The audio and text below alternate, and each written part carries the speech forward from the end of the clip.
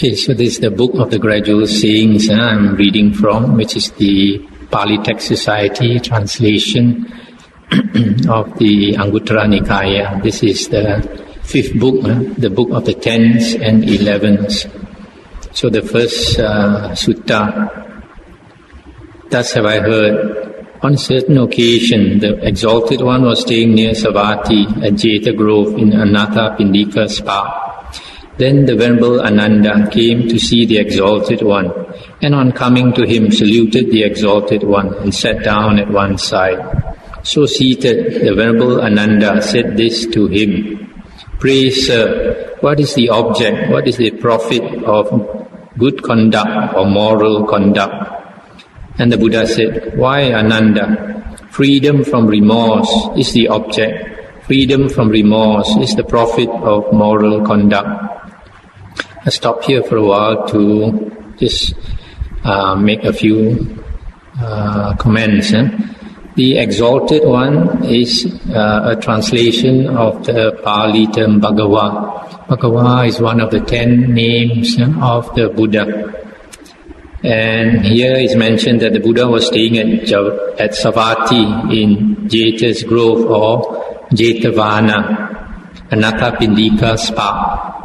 This monastery is called Jetavana or Anatha Pindika Spa because it was donated by Anatha Pindika, a very rich man who bought it from Prince Jeta. That's why it's also called Jetavana. And this monastery is the monastery where the Buddha spent most of the Vasa. 45 years of Vasa, he spent most of them in Savatthi.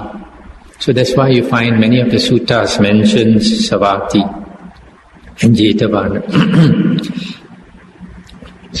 Then Venerable Ananda asked the Buddha about the object and profit of, here it says good conduct, actually it's moral, another translation would be moral conduct, and the Pali word is sila.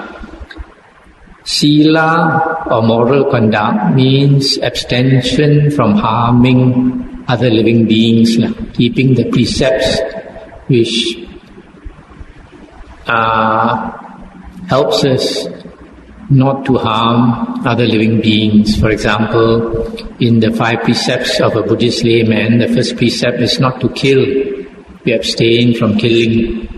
And the second precept is not to take what is not given to us. The third is not to commit adultery. The fourth is not to lie. The fifth is not to take intoxicants or drugs that cause heedlessness. So these precepts help us to abstain from evil, from harming other living beings. So that is why when we abstain from harming other living beings, the profit of it is freedom from remorse. That is also, you could say, non-remorse, not regretting. Now to continue, then Venerable Ananda asks, this translation here, praise, actually that's old English. In modern day English it will be please, sir. So he said, praise or please, what is the object? What is the profit of freedom from remorse? And the Buddha said, joy, Ananda. Joy is the object. Joy is the profit of freedom from remorse. Again he asked, but sir, what is the object? What is the profit of joy? Delight, Ananda, is the object. Delight is the profit of joy. But pray, sir, what is the object? What is the profit of delight? Calm, Ananda, is the object. Calm is the profit of delight. But sir, what is the object? What is the profit of calm? Happiness, Ananda, is the object. Happiness is the profit of calm. Pray, sir, what is the object? What is the profit of happiness? Concentration, Ananda, Samadhi, is the object. Concentration is the profit of happiness. But pray, sir, what is the object? What is the profit of concentration? Knowing and seeing things as they really are, Ananda, is the object and profit of concentration. What is the object, sir? What is the profit of knowing and seeing things as they really are? Revulsion or weariness, and dispassion or disenchantment, ananda, is the object of it. Pray, sir, what is the object and profit of revulsion and dispassion? Release or liberation by knowing and seeing, ananda, is the object and profit of these. So you see, ananda, moral conduct has freedom from remorse as object and profit. Freedom from remorse has joy, joy has delight, delight has calm, calm has happiness, happiness has concentration, concentration has seeing things as they really are, seeing things as they really are has revulsion and dispassion. Revulsion and dispassion have release by knowing and seeing as their object and profit. So you see, ananda, moral conduct leads gradually up to the summit. That's the end of the sutta. So, to recapitulate, the sila or moral conduct leads to non-remorse, and non-remorse leads to joy. The Pali is pamoja, joy, and joy leads to delight, piti. I use the translation delight, whereas the book says rapture, because delight is supposed to be a subtle feeling, whereas the later books say that piti could be very strong. But in the Digha Nikaya, it is stated that this piti and sukha are subtle feeling that arises in meditation.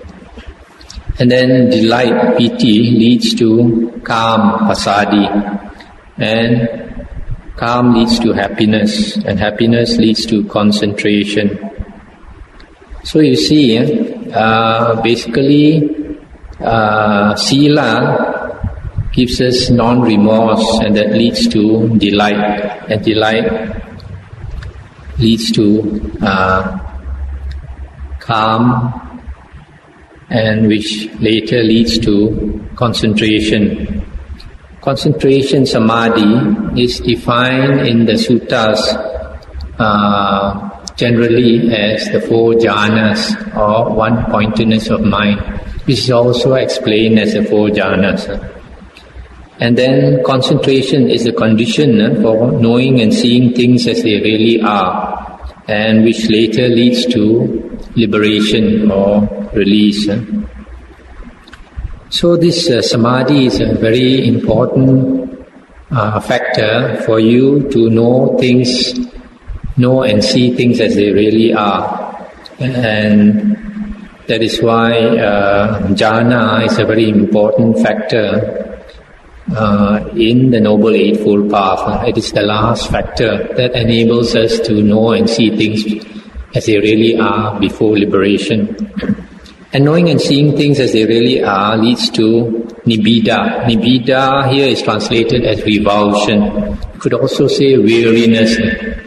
When you see things as they really are, that means you see that everything in the world has no stability. Everything in the world is changing. It arises and passes away, arises and passes away. So, if a person sees that nothing you can hold on to in this world, everything must pass away. So you get tired of it, you get wearied of it. And that leads to viraga. Raga is generally translated as passion or craving. So viraga is dispassion. Dispassion or disenchantment. And when a person is disenchanted with the world, he lets go of the world. And only when you let go of the world can you attain liberation by knowing and seeing. So, these conditions that finally lead to liberation is a kind of dependent origination.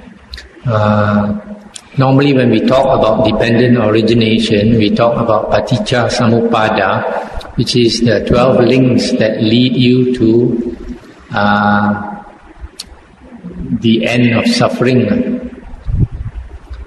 Or he also explains how suffering arises. But here, it is a series of steps that lead you to liberation. So sometimes this series of steps in this sutta is called transcendental dependent origination. And something like this sutta is also found elsewhere in the Anguttara Nikaya 8.81 and 11.1, and also Samyutta Nikaya 12.23. So just to say again, this series of transcendental dependent origination starts with sila. So sila is a very important factor that finally leads to liberation.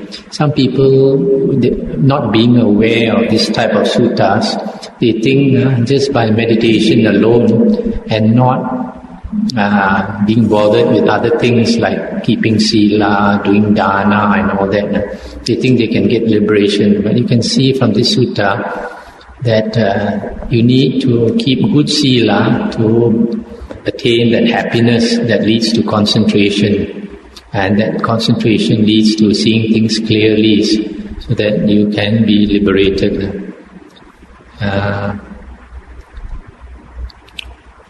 The other thing I like to mention here is that you see, by keeping sila, joy can arise. Joy can arise. So even if a person leads the holy life, wears the robe, and even if he does not succeed in meditation, does not attain jhana and all that, just by keeping good sila, that person has joy within him. That is why people can continue to wear the robe, because you have joy in wearing the robe. If there is no joy in wearing the robe, nobody will want to wear the robe, yes or no? So we wear the robe. Initially we have suffering, because on the physical aspect, you are disadvantaged in the sense that all your food is dependent on people's donation and all that.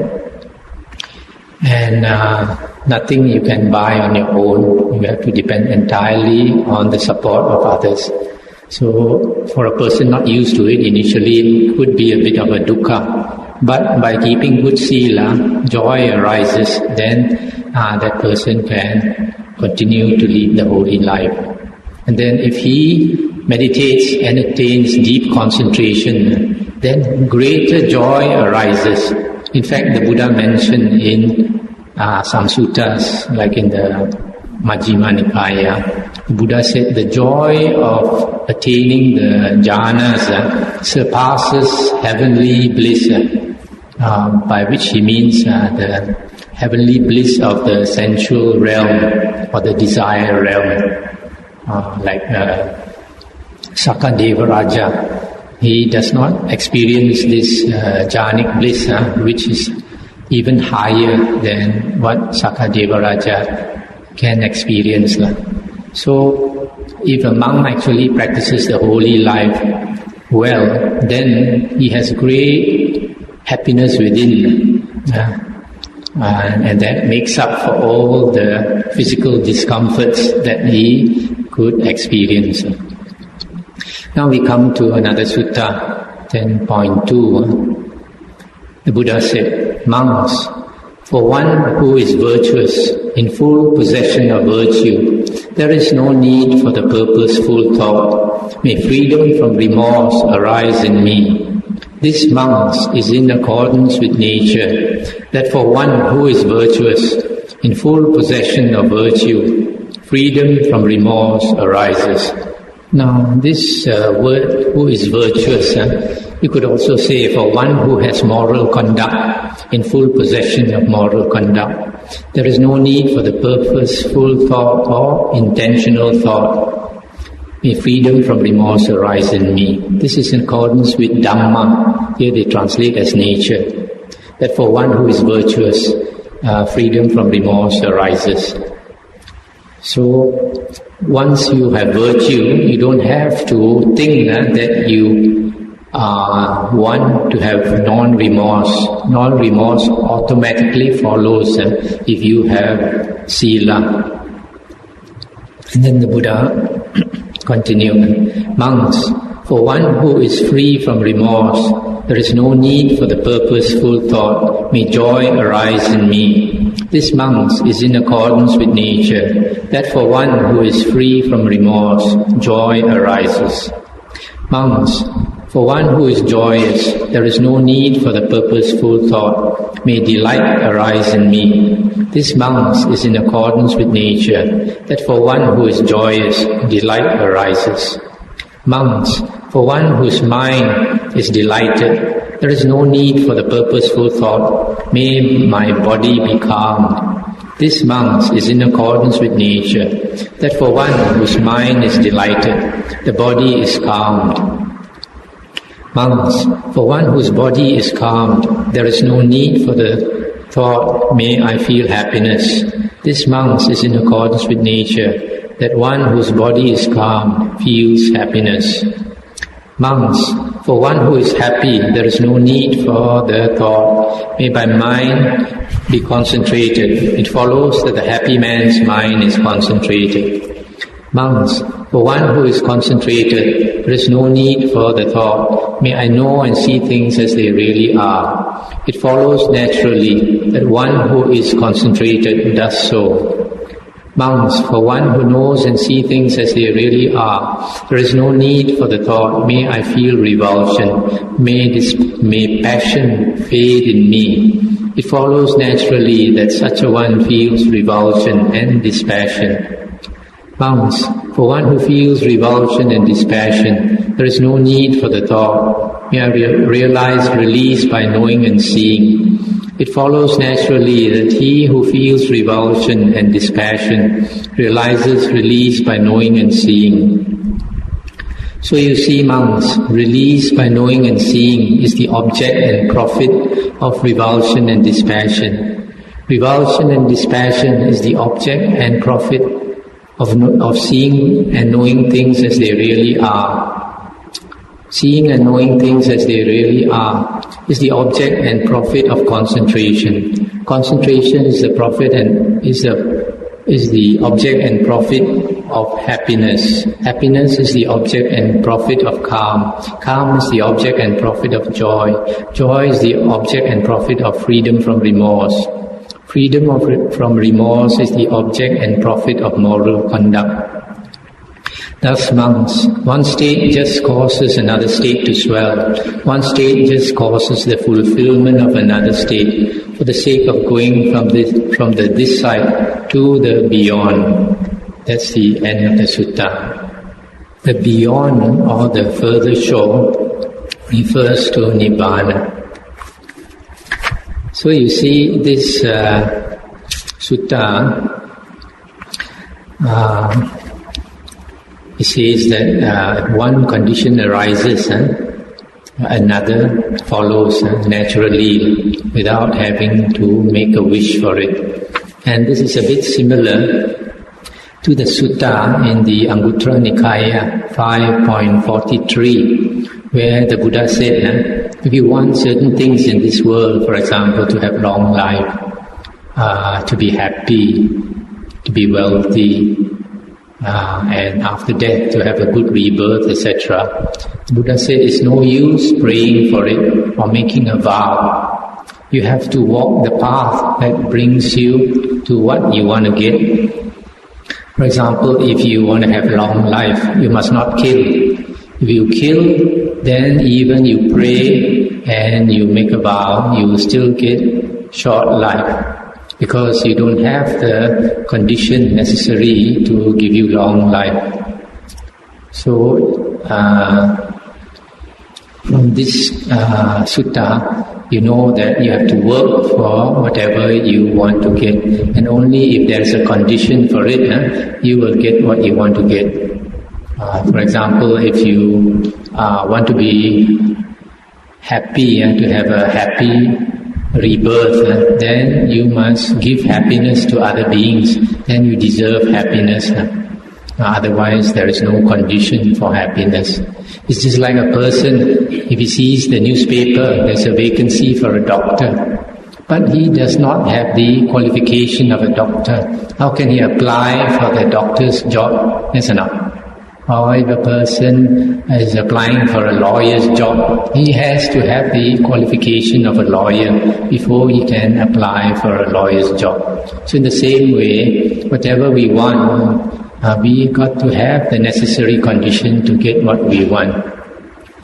So this sutta is telling us, if you want to be happy, then we got to have sila. We have moral conduct. So because we don't harm others, then we have non-remorse, and non-remorse leads to joy, etc. And the rest of the sutta is a bit similar to the previous one. So this is another sutta that also shows, if you want to attain liberation, then you could have all these conditions that leads to liberation. Now we go to another sutta, is 10.8. The Buddha said, monks, a monk may be a believer, but yet not be virtuous. Thus, in that respect, he is incomplete. That defect must be remedied by the thought, how can I be both a believer and virtuous? But monks, when a monk is both of these, he is complete in that respect. Stop here for a moment. Here, to be a believer, a monk may be a believer. Here actually you could say a monk may have faith and yet not be virtuous and yet not have moral conduct. So that monk has faith, but that's the only thing he has. So he has to develop moral conduct. Then he is complete up to that respect. Then the Buddha continued, monks, a monk may be both a believer and virtuous, yet not learned. He may be a believer, virtuous and learned, yet no Dhamma preacher. He may be a believer, virtuous, learned and a Dhamma preacher, yet not a frequenter of debates. He may be all of these, yet not be confident in expounding Dhamma in a company. He may be all of these, yet not expert in monastic discipline, Vinaya. He may be all of these, yet no forest dweller, a lodger in solitude. He may be all of these, yet not be one who attains at will, without difficulty and without trouble, the four jhanas which belong to the higher mind, which even in this same visible state are blissful to abide in. Nor does he, by destroying the asavas in the same visible state, comprehending it of himself, realize the release by mind, the release by wisdom, and attaining it abide therein. So in that respect he is incomplete. That defect must be remedied by the thought, how can I be both a believer and virtuous, also learned, a Dhamma preacher, a frequenter of debates, and confident in expounding Dhamma in a company, also expert in the monastic discipline, a forest dweller, a lodger in solitude, and one who attains at will the four jhanas, and by destroying the asavas, realize the release by mind, the release by wisdom, and attaining it abide therein. Then monks, when he has attained each one of these 10 things, he is complete in that respect.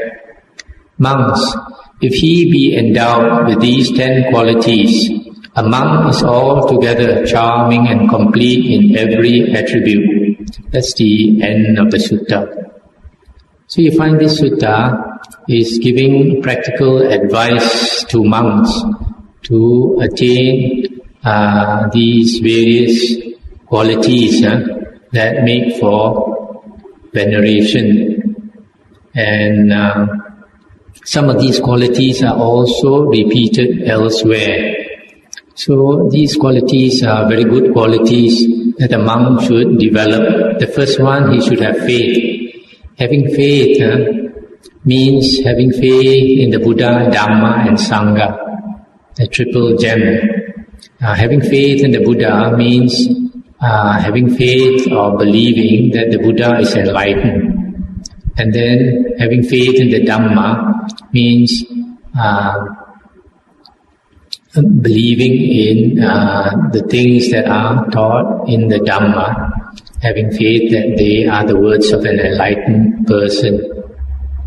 And then having faith in the Sangha is having faith in the monk, bhikkhu Sangha.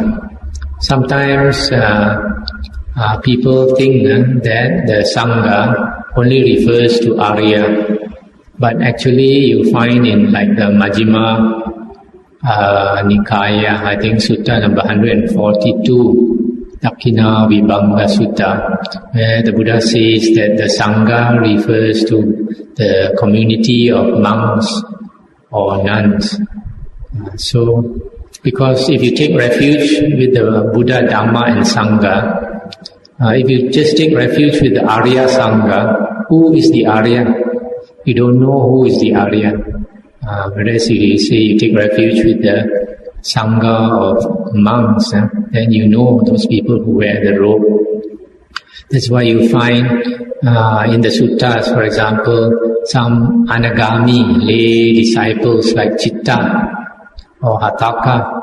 When monks come to their house for alms round, and they pay respect to the monk, they don't think, oh, I'm an anagami, this monk is only a putujana or a sotapanna, not worthy of my paying respect. They never think like that, because the monk has renounced and he represents the renunciant disciples of the Buddha, so they pay respect to the monk. So that is having faith. And then the second one, having moral conduct. Having moral conduct is keeping the precepts. And basically the precepts that are important are those precepts which help us not to harm other living beings. And then number 3 is learned. Or sometimes they say much learning. The Pali word is bahu sutta, or sometimes the equivalent is bahu sacca. Bahu means much, sutta means hearing, much hearing of the words of the Buddha. And bahu sacca is much hearing of the sacca is truths. Truths means the truths found in the Dhamma or the Buddha's words. So it also means the same thing, being knowledgeable about the Buddha's teachings, the Buddha's words in particular. Later we'll find some other sutta where some of these terms are explained in more detail.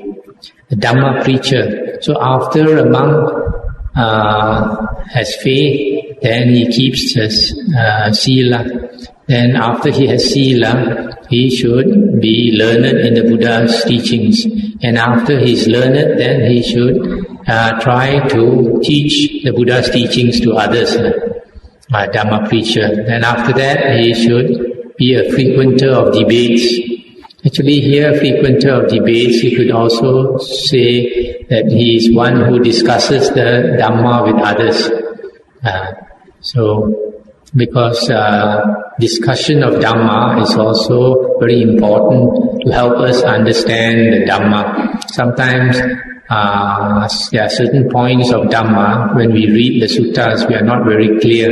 So when we discuss with other people who also study the suttas, then sometimes they might understand certain topics a bit better than us, and we could learn something from them. As they say, more heads are better than one. So here the number 5 is frequenter of debates or frequenter of Dhamma discussions. And then after that, confident in expounding Dhamma in a company. This one also needs some training. Usually monks, if they are not used to teaching Dhamma to a crowd of people, then initially you will have a lot of fear when you face a crowd of people. So it takes practice slowly to get used to teaching to many people. That's number 6. Then number 7 is expert in Vinaya. Vinaya is monastic discipline. That means for the discipline that is taught to monastics, those who are monks and nuns. And because this Vinaya is important for a monk to understand, so that he knows how to conduct himself. Otherwise, if a person is not knowledgeable about Vinaya, he conducts himself like a lay person. And people, by noticing his conduct or his deportment, people might be sort of put off. So it is important for a monk or a nun to know how to conduct himself. That is taught in the Vinaya. And then after that, he is urged to be a forest dweller, a lodger in solitude. This is for those who want to attain liberation, to leave samsara. Then it is good if they could stay alone. But that also needs training. If you don't have a certain degree of samadhi, of concentration, then it's difficult to stay alone.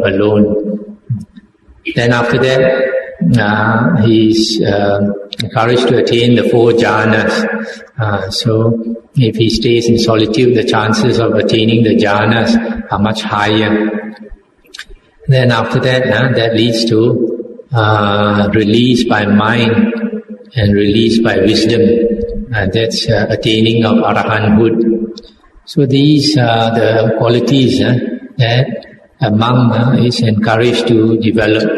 That's why a lot of the things in the suttas are very practical instructions. As we study the suttas, we know how to practice the holy life.